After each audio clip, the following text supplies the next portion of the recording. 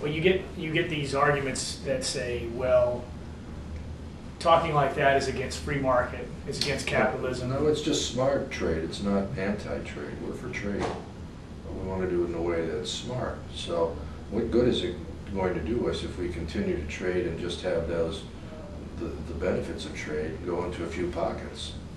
And those pockets invest outside of this country, which they're doing in the multinationals. And then they put their headquarters in the Caymans or somewhere like that. Yeah, and there's no benefit to our country, or very little. So we're much better off with everyone benefiting, so that trade benefits the average working person, who can then use those resources and wages or other compensation, and in turn spend within their own communities and strengthen their communities. That money doesn't get spent if it doesn't come back.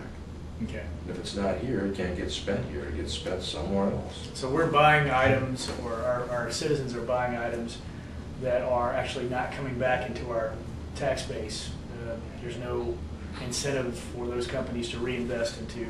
Not at all. The In average fact, there's citizen. every incentive to disinvest from the United States because there's no tax penalty, for instance, to do that, to be shipping these jobs overseas, ship overseas, and manufacture overseas. You know, Mexico, for instance, or China, oftentimes you don't have to deal with paying workers a decent wage because they don't belong to unions, or they don't have the protection of the labor union. And so, I mean, it favors the internationalists over the worker, and there's no balance. It's all out of skew, and that's why this wage gap has been growing and bulging now so dramatically. You know, the top 1/10 of 1% in the United States, basically the top 300,000 people here, they have as much income as the bottom 150 million. Wow. It's just absolutely obscene. And if you go around the world today, half the world's population, that's 3 billion people, live on less than $2 a day. There's something very wrong and skewed. And what we need is a president like John Edwards, who will put that into perspective and work to put it into balance. So we can have successful trade and lift Sure, workers around the world. Because we used to do that. Yeah. We used to do that. We used to insist upon the rights of working people and have fair and balanced trade. And then the unfettered market people got a hold of public policy, and it's been downhill for working people ever since. Speaking of working people, you are pro-union, and we've seen since your time in office, since the Reagan administration, a continuous onslaught against union activity. Here in North Carolina, it's a right-to-work state. So growing up here, I heard nothing but bad things about unions, and it's only been since moving out of state that I've actually taken a different view on unions. Well, unions helped make the middle class in this country. I mean, right. It wasn't until 1935 when something called the National Labor Relations Act, better known as the Wagner Act, was passed that allowed people to actually join unions, and it was the first president of the United States to actually advocate for that was Franklin Delano Roosevelt. And that built the middle class in this country. It took jobs, you know, these jobs in the steel industry and the auto industry weren't very good jobs in terms of pay and compensation and safety back then. They were like a lot of the service jobs now. They paid terribly, couldn't join a union. Health and safety of people were losing limbs and lives in these facilities.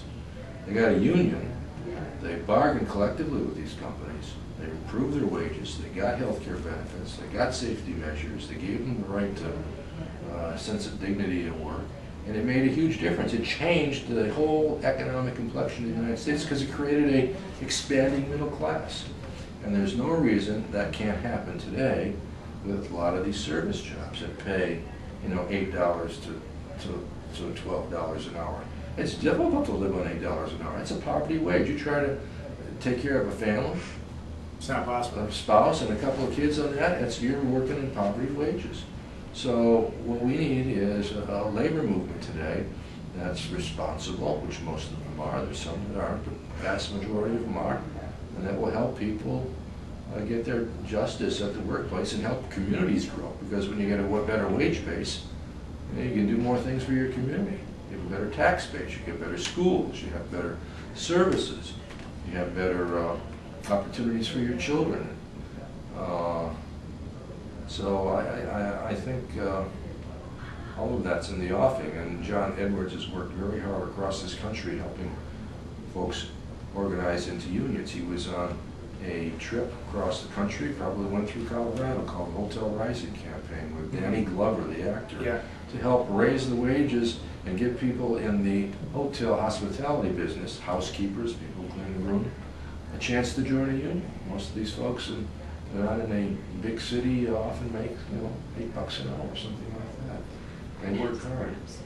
And so he's worked on behalf of housekeepers, steel workers, auto workers, nurses, teachers. He was down at the University of Miami in Florida, John Edwards was, and he stood with hunger strikers who were working for a union at the University of Miami. These folks were making $6.90 an hour. They're 10 years making that wage. No time off, no benefits, nothing. So he's been there, and he understands that one of the greatest ways to break poverty in this country and to lift people up into the middle class is to give them the right to join a union if they want. And the best way to do that is through a card check proposal.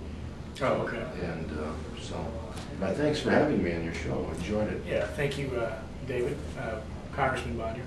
This has been UP News. I'm your host, Wade Norris. You can tune in 10 p.m. Eastern Standard Time, 8 p.m. Mountain Standard Time, and join in on www.ultimatepolitics.net. We'll see you next time. Bye.